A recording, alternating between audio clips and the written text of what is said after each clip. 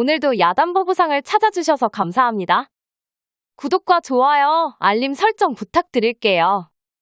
오늘의 이야기 시작할게요. 옛날 어느 마을 한쪽 귀퉁이에는 사람들이 우러러볼 정도로 선비의 기계가 넘쳐흐르는 집안 사람들이 모여 살고 있었는데 그 집안 사람들은 많은 학식을 가졌음에도 이상하리만큼 과거 시험과는 인연이 없었습니다. 그랬기에 그 가문 사람들은 세월이 가면서 명망은 사라져갔고 대궐 갔던 기와집은 서서히 초가집으로 변하며 가난에 찌들어 가게 되었는데 그 가난은 출사를 하기 위해 서책을 보던 집안 사람들 손을 집신을 삼는 손으로 변하게 하든가 아님 옹기를 굽는 손으로 바뀌게 만들었으며 나락을 심는 손으로 변하게 만들었죠.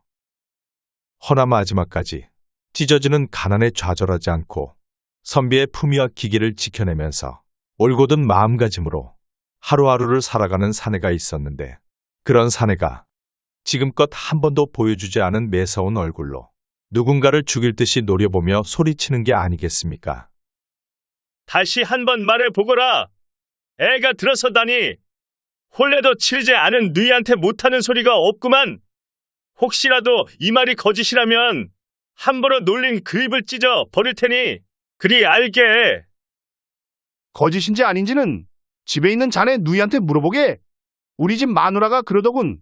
잔치집에 음식을 만들러 와서는 노상 입덧만 해댄다고. 양반이면 양반답게 행동을 해야지.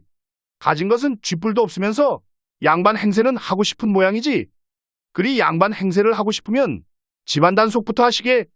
자네 누이는 아무 사내에 신압받고 다니니 말일세. 사내에게는 험한 일을 마다하지 않고 품을 팔아 오라버니의 뒷바라지를 해주는 게 인생의 최대의 기쁨이라 말하는 누이가 있었습니다. 헌데 시집은 고사하고 오로지 사내의 뒷바라지 때문에 다른 사내의 손조차 잡지 않았던 누이가 임신이라니, 그것도 누구의 시인지도 모르는 사내의 시라니 너무나 황당한 소리에 당장이라도 눈앞에 서 있는 사내를 한 대 후려치고 싶었지요. 허나 그보다 중요한 것이 정말로 누이가 임신을 한 것인지 확인하는 게 우선이었기에 더러운 것을 내뱉듯이 바닥에 침을 한번 내뱉고는 사내를 밀치고 집으로 향했습니다. 오라버니 왜 이러세요?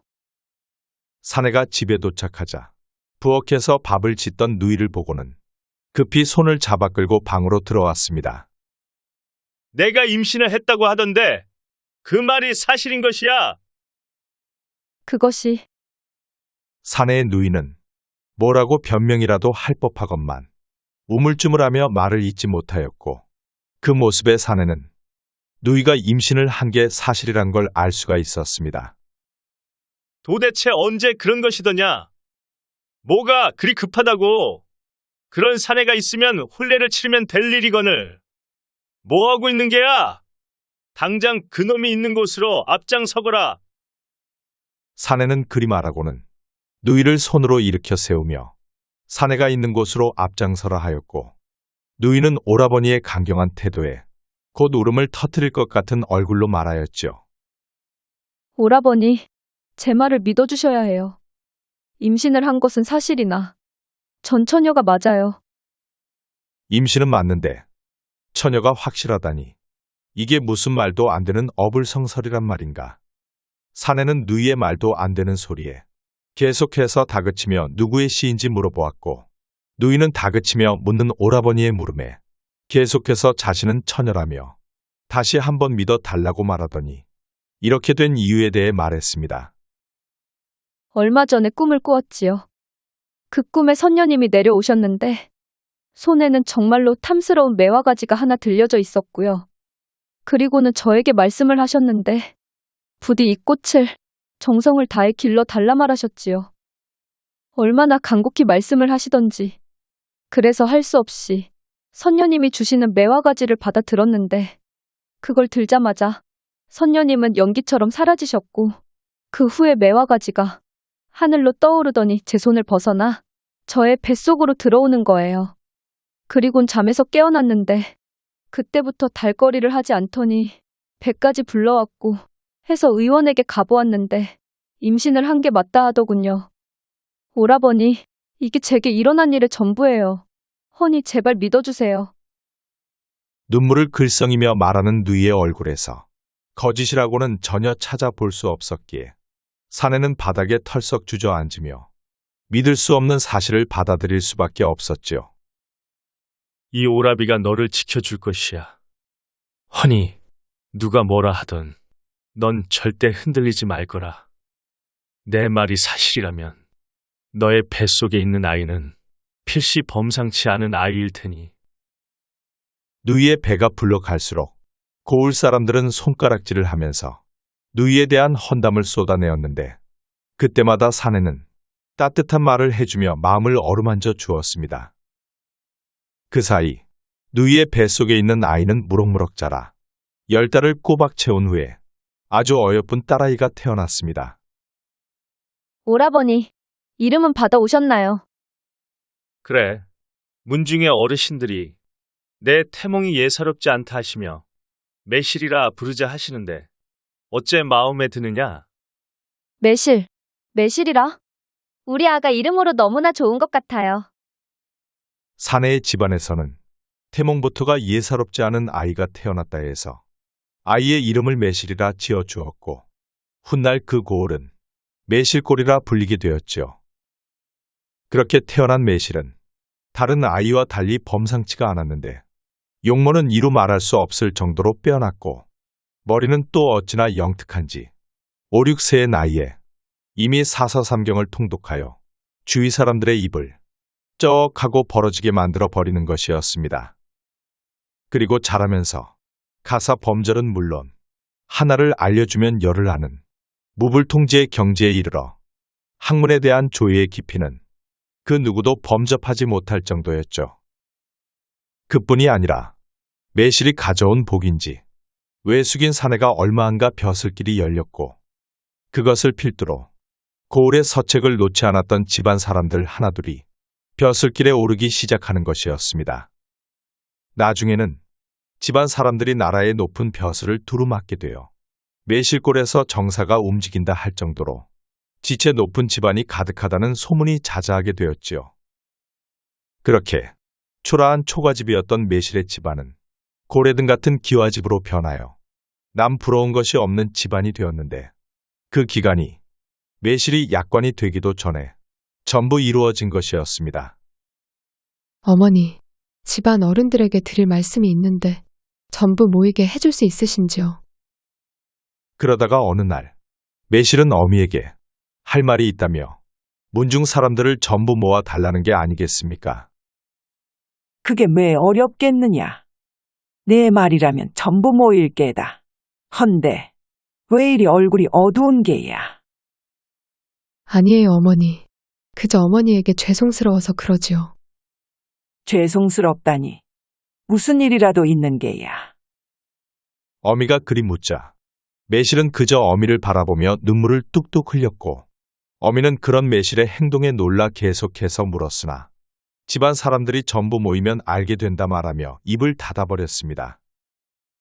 그랬기에 매실의 어미는 서둘러 문중의 사람들을 불러 모이게 하였고 그렇게 문중의 사람들이 전부 모이자 매실은 그들을 보며 천천히 입을 열었습니다. 저는 오늘 밤 삼경을 넘기지 못하고 이승을 떠날 것입니다. 매실의 말에 어미의 눈은 휘둥그레졌고 문중의 사람들은 웅성거리기 시작하였는데 매실은 그런 모습에 아랑곳하지 않으며 계속해서 입을 열었습니다. 허니, 저의 맷자리는 집 뒤에 있는 선산에다 묻되 꼭 동쪽에다가 자리를 하게 해주세요. 그리고 제가 떠나고 나서 집안 사람이 상을 당하면 선산에다가 맷자리를 쓰되 저의 맷자리를 기점으로 서남 방향으로 매를 쓰셔야 합니다. 그리해야 우리 문중이 자자손손 관직에 오르고 그와 함께 부귀영화도 따라올 거예요. 매실은 초연한 얼굴로 말을 마치더니 조용히 일어나서는 자신의 방으로 가 문을 걸어 잠그고는 다시 나오지 않았죠. 그렇게 그녀의 말대로 그날 밤 삼경이 되자 매실이는 호련히 이승을 떠나버렸고 문중에서는 매실의 당부대로 선산 동쪽 중에서도 해가 가장 잘 들어오는 양지 바른 곳에 묻어 주었습니다. 그리고 그날부터 문중에서 상이 나면 매실에 매가 있는 기점으로 해서 서남 방향으로 차례대로 산소를 써 내려 나가게 되었죠.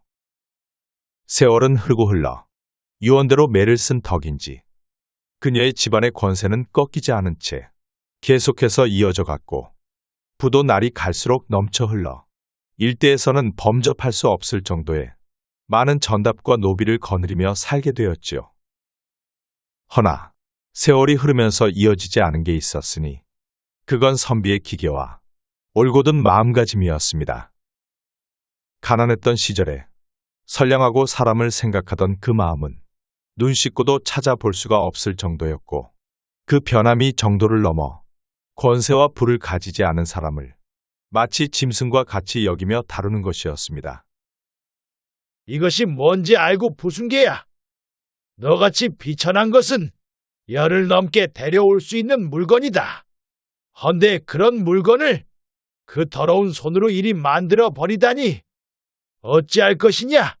어찌할 것이야? 그러던 어느 날 매실의 문중에서는 주인 사내의 고함 소리가 앙칼지게 울려 퍼졌고 마당에는 머슴이 머리를 조아리며 벌벌 떨고 있는 것이었죠. 그리고 소리를 지르는 주인 사내의 손에는 귀한 청자주전자가 들려 있었는데 다른 청자주전자와 다른 점은 사내의 청자주전자의 뚜껑이 누군가에 의해 부서져 있는 것이었습니다. 아닙니다, 대감마님. 제가 왜 그걸 부수겠습니까? 정말 오해십니다. 분명히 조금 전 그건 마님이 들고 계셨습니다요. 이놈이 뚫린 입이라고. 감히 누구에게 누명을 씌우는 것이야? 머슴은 너무나 억울했습니다. 밤새 기생의 치마자락 속에 빠져 허우적대느라 날이 밝아도 들어오지 않는 대감 마님 때문에 주인집 마님이 속에 열불이 터져 성질을 이기지 못하고는 뚜껑을 바닥에 던져 부수는 것을 두 눈으로 똑똑히 보았던 것이었습니다. 그리고 대감 마님은 이런 일이 한두 번이 아니었던지라 자신의 부인이 그리 했다는 걸 알고 있음에도 성질이 못된 부인을 탓하는 게 아니라 집안의 머슴들 중 인물이 반반한 마누라가 있는 머슴에게 매번 뒤집어 씌워 그 머슴의 마누라를 탐하였기에 묵묵히 듣고만 있을 수 없었던 머슴은 자신이 본 그대로를 대감마님에게 말하였던 것이었죠. 이 짐승 같은 것이 머슴이면 머슴답게 용서나 빌 것이지 이제는 주인을 물려고 하는 것이야. 마님이 했다니 어디서 그런 거짓부렁을. 안 되겠다. 저 짐승이 바른 말을 할 때까지 매우 쳐라. 대감마님 정말로 억울하옵니다. 머슴이 눈물까지 보이며 억울함을 호소하였지만 주인집 대감마님은 머슴이 초죽음이 될 때까지 매질을 하더니 조용히 쓰러져 있는 머슴에게 다가와 귓가에 대고 잔인하게 속삭이는 것이었습니다.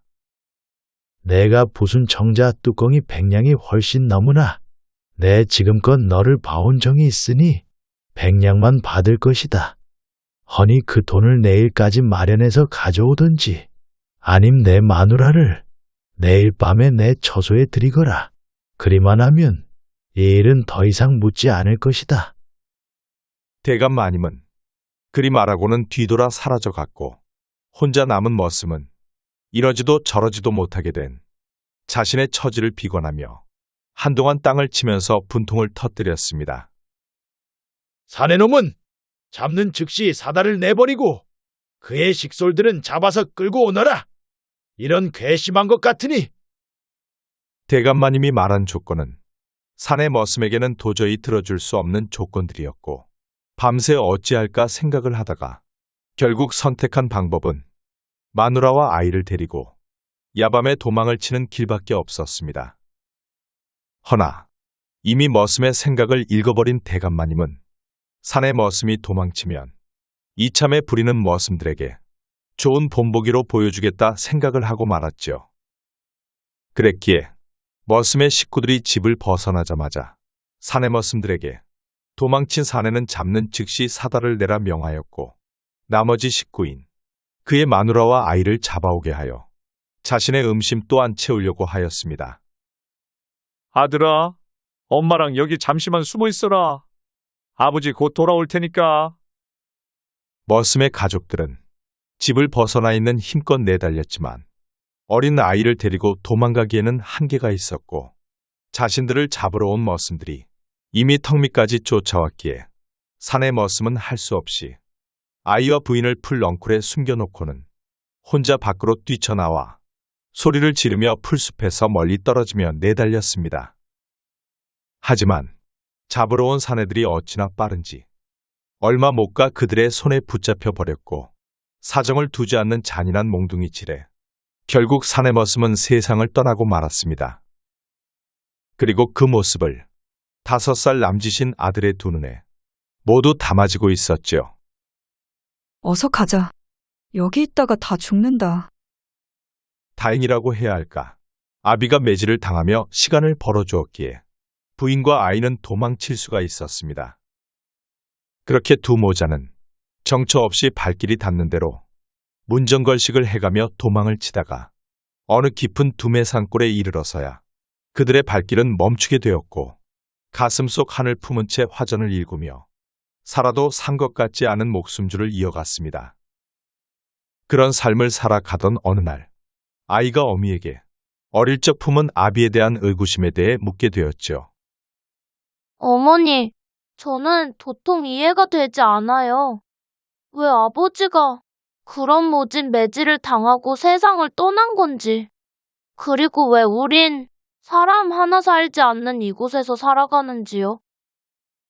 화전을 일구느라 부르튼 손으로 밤이 이슥하도록 바느질을 하는 어미에게 어린 아들이 아비의 죽음에 대해 캐묻기 시작하였죠. 그리고 아들의 물음을 들은 어미는 억울한 누명으로 죽은 아버지의 이야기를 하나 빠짐없이 소상하게 알려주었습니다. 어미의 말을 마음속으로 하나하나 되새기면서 조용히 듣고 앉았던 아들은 어머니를 위해서 그리고 아무렇게나 내팽개쳐진 아버지를 기억하며 반드시 원수를 되갚아 주겠노라 굳게 다짐하게 되었지요. 그러나 산속에 틀어박혀 비루한 살림살이에 겨우 입에 풀칠이나 하는 화전만 일구다가는 평생 원수를 갚을 수 없다는 걸 잘 알았기에 소녀는 결단을 내릴 수밖에 없었습니다. 어머니, 제가 돌아올 때까지 몸 건강히 잘 계셔야 해요. 어린 소녀는 어미가 모든 걸 들려주고 잠에 들자 잠든 어미의 손을 부여잡고 눈물을 뚝뚝 흘리며 마음속으로 읊조렸습니다. 아비의 원수와는 같은 하늘을 머리에 이고 살 수 없다며 할 일을 마치고 꼭 다시 돌아와 평생 어머니를 모시고 살아가겠노라 다짐을 하고는 잡고 있던 어머니의 손을 내려놓고 그 길로 소녀는 집을 떠나 어느 고승이 있다는 사찰로 찾아갔습니다. 사찰에는 어떤 백발의 노승이 비범하게 앉아 목탁을 치며 연보를 외우고 있었는데 순간 소녀는 신선이 하강하여 앉아있는 듯한 착각에 빠져들었습니다. 스님, 저를 부디 동자승으로 받아주세요. 앉아있는 스님이 분명 도승이 틀림없다 생각한 소녀는 절을 올리며 동자승으로 받아달라 간청을 드렸고 그 도승은 한동안 물끄러미 소년을 바라보다가 말없이 사찰에 받아주는 것이었죠. 그렇게 소년은 그날부터 노승을 모시기를 부모 모시듯이 게을리하지 않았고 그 어린 나이에도 밤잠을 줄여가며 글 공부에 매진하였습니다. 오늘부터는 이걸 보며 여기에 있는 지술에 대해 정진 또 정진하거라. 운명이 소년을 이끈 것인지 노승은 뇌자리의 기륭을 보는 직원의 도통한 스님이었는데 여러 해를 지켜보며 매사 행동이 범상치 않은 소년에게 노승은 자신이 알고 있는 모든 지술을 하나하나 가르쳐 주기 시작하였지요. 노승의 가르침과 소년의 간절함이 만나 또다시 세월은 흐르기 시작하였고 어느덧 사찰에 온 지 10여 년이 지나버렸으며 이제는 솜털이 나있던 소년이 아닌 눈에서는 총기가 흐르는 기골이 장대한 사내로 변해 있었습니다. 그리고 그동안 사내는 몸가짐을 바로하고 지술에 대한 모든 것을 파고들었기에 이제는 노승에게 더 이상 배울 것이 없을 만큼 그 누구보다도 명지관이 되어 있었습니다. 이제는 때가 된 것 같구나. 청년이 되어버린 사내는 오랫동안 가슴속 깊은 곳에 간직해온 아버지의 원한을 풀어드릴 때가 마침내 당도하였다고 생각을 하였습니다. 그렇게 마음을 굳힌 사내는 스승인 노승에게 하직 인사를 올리고 오랫동안 같이 동고동락하였던 동료 승려들과도 작별 인사를 나눈 뒤 사내는 사찰을 떠나 어릴 적 살았던 매실골로 발걸음을 옮겼습니다. 장삼을 걸치고 어깨에는 바랑을 들쳐매고는 염주를 목에 걸고 목탁을 두드리며 사내는 매실골을 한 바퀴 휘하니 돌았습니다. 그러자 고을 사람들은 사내에게 다가와 합장을 하며 인사를 건넬 뿐 매실골에 사는 그 누구도 이 젊은 중을 알아보는 이는 단 한 사람도 없는 것이었죠. 그랬기에 사내는 기억을 더듬어 아버지가 머슴살이를 했던 집을 찾아가 보니 예나 다름없이 아주 잘 먹고 잘 살고 있었고 권세도 지난날보다 더욱 거세져 이제는 나는 새도 떨어뜨릴 만큼 세도와 권력을 누리고 있는 것이었습니다. 보살님, 시주를 부탁드려도 되겠습니까? 젊은 스님은 고래등 같은 대감의 집 대문을 두드리며 시주를 청하였고 잠시 후 대문을 열고 여종이 바가지에 얼마간의 쌀을 담아 건네주었는데 그는 실수를 가정하여 바랑을 벌려 쌀을 붓다가 손에서 바가지를 놓치더니 땅바닥에 쌀을 모조리 엎지르고 마는 것이었습니다. 아이고 스님, 이 일을 어째요? 보살님의 귀한 마음을 떨어뜨리다니. 내 얼른 마음을 주워 담아드리리다. 헌데 얼른 주워 담겠다 말하던 젊은 스님은 말과는 달리 손은 세워라 내워라 하며 쌀을 하나씩 주어서는 바랑에 넣기 시작하였고 얼마나 손이 느렸던지 바닥에 엎은 쌀을 다 주었을 때는 이미 해가 서산에 걸려 있었습니다. 언제 이리 해가 졌단 말인가? 보살님, 혹여 이 집에 하룻밤 묵을 방이 있겠습니까? 그건 내가 결정할 게 아닌데 이를 어째? 대감마님은 허락을 하지 않으실 것인데? 젊은 스님의 생각지도 못한 하룻밤 청에 여종은 어쩔 줄 몰라 하며 당황을 하자 젊은 스님은 다시 말을 꺼냈습니다. 이 집의 대감마님은 아마 허락을 하실 것입니다. 풍수가 이리 좋은 곳에 사시는데 어찌 아량을 베풀지 않으시겠소이까? 스님이 저희 대감마님을 잘 몰라 그리 말씀을 하시는 것 같은데. 아닙니다요. 말은 올려 볼 터이니 잠시만 기다려 주셔요. 혹여나 불호령이 떨어져도 난 잘못이 없다는 걸 알아주셔야 합니다.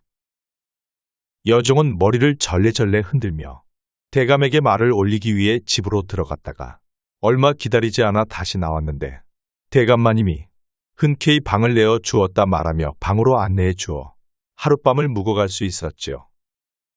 그리고 그날 밤 모진매를 가하게 하여 아버지를 죽게 만든 대감이 방으로 찾아왔기에 마주 앉아 환담을 나누게 되었습니다. 대감은 10년이 넘게 지난 세월이었지만 이마에 주름이 몇 가닥 파이고 귀밑머리가 조금 새었을 뿐 얼굴에는 기름이 더 반들반들한 게 신수가 좋아 보였죠. 이렇듯 젊은 스님은 대감을 한눈에 알아보며 속에서 올라오는 뜨거운 무언가를 참고 있었는데 대감은 그저 사람 좋은 얼굴을 하고는 머슴의 아들이었던 스님을 전혀 알아보지 못하는 것이었습니다. 어리디 어린 대여섯 남짓의 나이에 이 집을 떠나 이제는 기골이 장대한 사내로 자라 승복까지 입었으니 아무리 눈썰미가 좋다 한들 알아볼 리가 만무한 것이었죠. 부리는 것에게 듣자 하니 풍수를 입에 담았다고 하던데 거기에 대해 잘 아는가 보. 저같이 미천한 자가 풍수에 대해 안다면 얼마나 알겠습니까? 그저 자연의 섭리가 위대하여 곁눈질로 10여 년을 파고들었을 뿐이지요. 여종은 대감에게 젊은 스님이 찾아와 하룻밤을 청한다 말하며 풍수에 대해서도 말하였다는 말을 전했는데 대감은 스님이 풍수를 알고 있는 것에 관심이 생겨 반기며 맞이했던 것이었습니다. 10여 년이라 했소. 그럼 직관에 대해서도 잘 알겠네 그려. 이런 말하기는 못하지만 우리 가문은 맷자리를 가장 중요시하라는 말이 조상대대로 전해져 내려왔네. 헌데 요새는 약발이 다 했는지 영 시원찮은 게 해서 그러니 시주는 걱정 말고 내일 나랑 같이 문중의 산소를 자세히 한번 봐주겠는가? 대감은 현재 누리고 있는 부귀영화에 만족하지 않고 더 큰 영화를 누리고자 혈안이 되어 있었기에 맷자리를 더욱 좋게 하여 그 덕을 전부 누리려고 하는 것이었습니다. 그리고 혈안이 된 대감의 말에 젊은 스님은 속으로 쾌재를 불렀으나 겉으로는 부담스러운 티를 내며 말했지요. 이미 맷자리를 쓴 곳에 대해서는 기룡화복이 정해져 있기에 제가 이렇다 저렇다 하고 함부로 하지 못합니다. 허나 앞으로 쓸 맷자리라면 미천한 제가 도움은 드릴 수는 있겠지요. 젊은 스님이 점잖게 사양을 하자 대감은 더욱 믿음감이 갔는지 우선은 산에 올라 이야기를 하자며 부탁을 하였고 스님은 못 이기는 척을 하며 수락했습니다. 그렇게 다음날 아침이 되자 대감은 서둘러 채비를 하여 앞장을 서며 걸어갔고 스님은 그 뒤를 따르며 문중에 산소가 있는 뒷산으로 올랐죠. 명당은 명당이로구나. 대감의 선산에 올라보니 과연 명당 중의 명당으로 맷자리의 산세를 그대로 보존만 하여도 권세와 부는 하늘을 찌를 듯이 무궁무진한 산세였습니다. 대감마님, 참으로 훌륭한 산세이옵니다. 소생이 들여다보니 이 선산의 맷자리는 맥환악지열이 분명하고 여기 저 서남 방향으로 이어진 맷자리는 끝 부분이 흡사 쥐가 머리를 맞댄 형상인 추서열을 이루고 있는군요. 맥환악지열은 자손이 태어나면 한 시대를 풍미할 문장가로 벼슬길이 트일 자리고 추서열은 무슨 일이든 손만 대면 그 즉시 복을 얻어 재물을 얻는 그런 산세였습니다. 어찌 이런 자에게 이런 명당 자리를 주셨나이까? 저의 아버지는 명당은 고사하고 풀밭에 버려졌거나 들짐승에 의해 물어 뜯겼을 것인데 젊은 스님은 원통하였습니다. 자신의 아비는 대감에 의해 억울한 죽임을 당한 것도 모자라 비록 이런 명당 자리가 아닐지라도 그저 편히 쉴 수 있는 그런 맷자리 하나 없이 아무렇게나 내팽개졌으니 자식의 마음으로 젊은 스님은 가슴이 찢어질 듯이 아려왔죠. 아니 저건 고양이 혈이 아닌가.